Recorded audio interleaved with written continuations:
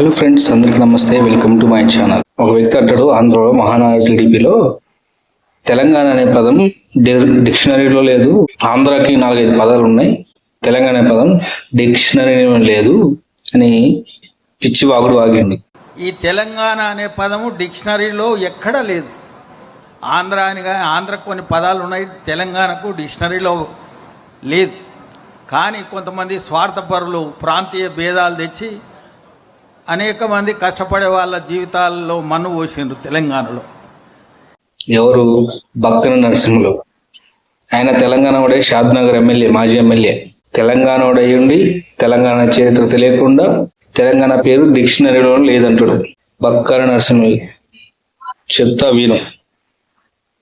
తెలంగాణకి సంబంధించిన అనేక శాసనాలు ఉన్నాయి. నీకు షాద్నగర్కి అంటే మనకి హైదరాబాద్ దగ్గరలో ఉన్న తెల్లాపూర్ ఉంది కదా, తెల్లాపూర్ దగ్గరికి వెళ్ళు.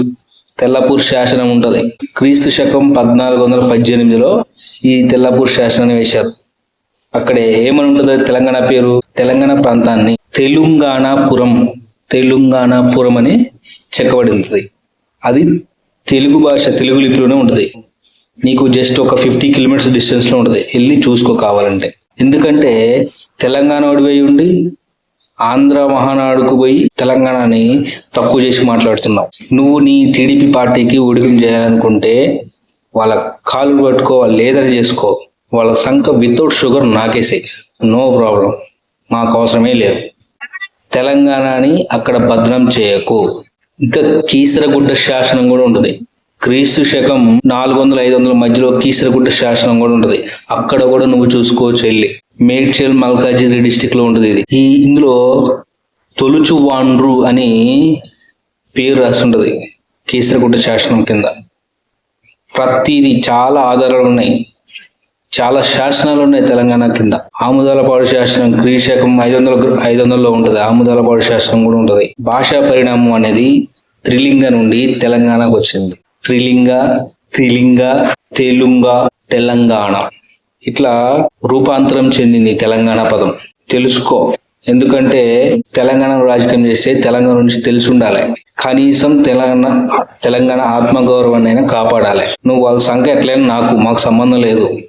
తెలంగాణ పదాన్ని డిక్షనరీలో లేదనేసి ఇష్టం వచ్చినట్లు మాట్లాడుతాను. కత్తి ఆంధ్రోనిదే, కానీ పొడిచేవాడు తెలంగాణ వాడు అని ఊరికి అనలే.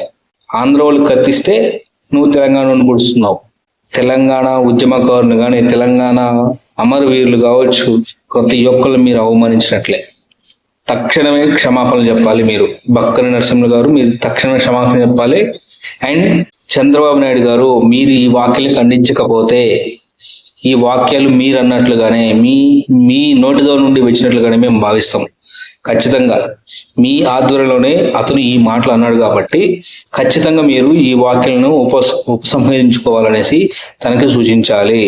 లేకపోతే తెలంగాణ అంటే ఏందో మళ్ళీ ఒకసారి మీకు చూపించాల్సి వస్తాయి. తెలంగాణ నుండి చాలా ఇబ్బందులు వస్తాయి. మీరు తెలంగాణ రాజకీయం చేయాలన్నా, తెలంగాణలో ఏం చేయాలన్నా సరే, తెలంగాణ ఆత్మగౌరవాన్ని దెబ్బతీస్తే మాత్రం బరాబర్ ప్రతి ఒక్కడికి సమాధానం చెప్తాం. మీకు లొంగిపోయి ఉండే మాటలు పోయినాయి, అవసరం లేదు. మీరు మాకు మీ రాష్ట్రాన్ని మీరు చక్కగా చూసుకోండి. అక్కడ ఆంధ్ర ప్రాంతం వాళ్ళు ఎంతో ఇబ్బంది పడుతున్నారు. ఆంధ్ర ప్రాంతం ప్రజలకి న్యాయం చేయండి. మిమ్మల్ని ఏరి కోరి తెచ్చుకున్నాడు, పెట్టుకున్నారు కూటమి ప్రభుత్వాన్ని. అలాంటప్పుడు మీరెంత ఉన్నతంగా, మీరెంత బాధ్యతగా ఉండాలి. ప్రజలకి కావాల్సినవి ఇచ్చుకుంటూ, మీ హామీలు నెరవేర్చుకుంటూ ఉండండి. కానీ మళ్ళీ ప్రాంతీయ విద్వేషాలు రెచ్చగొట్టేటట్లు స్టేట్మెంట్ ఇప్పించకండి. ముఖ్యంగా మా తెలంగాణ గురించి జాగ్రత్తగా ఉండండి. చాలా అంటే చాలా జాగ్రత్తగా ఉండండి. మీ రాజకీయం మాకు ఇక్కడ అవసరం లేదు. ఒకవేళ చేసిన తెలంగాణకి అనుకూలంగానే ఉండాలి. అది బరాబర్, అంతే. This is fix. జై తెలంగాణ, జై తెలంగాణ, జై Telangana. Always Telangana. Telangana only first, మిగతా తర్వాత అంతే.